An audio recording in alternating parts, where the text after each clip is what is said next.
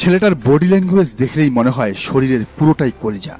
প্রথম দেখায় এটিকে কোনো সিনেমার শুটিং মনে হতে পারে, আপনার ভাবতে পারেন নাটকের কোনো অংশ, কিন্তু না, এই ছবিটি বাস্তব। ছবির সাহসী তেজোদ্দীপ্ত ছেলেটা আর কেউ নয়, ইসলামী ছাত্র শিবিরের এক সময়ের সাথী এহসান ইলাহী সাবিক। অবাক করা ব্যাপার হলো এই পিচ্চি ছেলেটাই এখন বাংলাদেশ ইউনিভার্সিটি অফ টেক্সটাইল বুটেক্সের শিক্ষক, যিনি জুলাই আন্দোলনে বুটেক্সের নেতৃত্ব দিয়েছেন, যার কারণেই শিক্ষার্থীরা শেখ হাসিনার বিরুদ্ধে মাঠে নামার অসীম সাহস পেয়েছিল। যিনি ছাত্রদের বলেছিলেন, গুলি যদি লাগে প্রথম আমার গায়ে লাগবে, তারপর তোমাদের।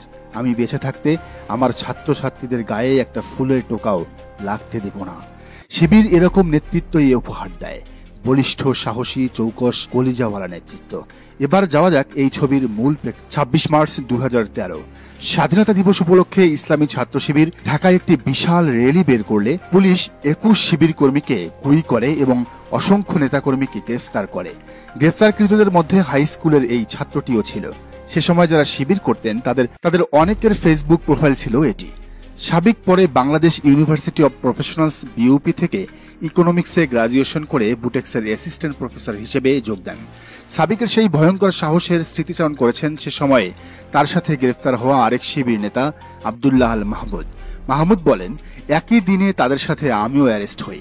সাবিক সহ আমরা টোটাল 11 জন রমনা থানায় ছিলাম। আমি তখন আলিম প্রথম বর্ষের স্টুডেন্ট, সাবিক আইডিয়ালের 9ম শ্রেণীর স্টুডেন্ট ছিল। পরবর্তীতে ওর টিচার থানায় গিয়েছিল সাবিককে ছাড়িয়ে আনতে। সাবিককে সে সময় পুলিশ ছেড়ে দিলেও তার টিচারকেই পুলিশ থানায় আটকে রেখেছিল। আর তখন কেন্দ্রীয় সভাপতি ছিলেন দেলোয়ার সাইদি ভাই। সাবিকের এই সাহসী ভূমিকায় ভূয়সী প্রশংসা করছেন অনেকেই। জানা যায় সে সময় এই ছবি ভাইরাল হওয়ার পর সারা দেশ তোলপাড় হয়। শেখ হাসিনা নিজেও হতবাক হয়েছিলেন শিবিরের এই ছেলের সাহস দেখে। হয়তো এজন্যই হাসিনা জামাত শিবির নাম শুনলেই আঁতকে উঠত, ঘুমের ঘোরও ভয় পেত, সবকিছুর ভেতর শুধু শিবির দেখত। অথচ সেই শিবিরকে ছাত্রদলের রাকিব নাসির আর শাহেদ আলমের মতো ছাত্রীরা বলে গুপ্ত সংগঠন, ছাত্রলীগের লুঙ্গির তলে থাকা সংগঠন। অবশ্য শিবিরের ইতিহাসে এমন ঘটনা নতুন কিছু নয়। সাবিকের মতো সাহসী তরুণ তাদের সংগঠনে হাজারে হাজার। এবার 24-এর আন্দোলনেও এমন কিছু তরুণের সাথে পরিচিত হতে পেরেছে গোটা দেশ। আপনাদের মনে আছে এই ছেলেটার কথা? জুলাইয়ের যে কয়টি ভাইরাল ছবি ঘরে বাধাই করে রাখার মতো তারই একটি এই ছবিটি। কলেজ পড়ুয়া 17 বছর বয়সী হাসনাতুল ইসলাম ফাইয়াজ তখন হাসিনার মসনদে আগুন ধরিয়ে দিয়েছিল। গ্রেফতার হওয়ার পর যখন হাতে রশি বেঁধে কোর্টে নিয়ে যাওয়া হচ্ছিল, তখনও ফাইয়াজকে একটুও বিচলিত লাগেনি। মনে হচ্ছিল সে মামার বাড়ি যাচ্ছে।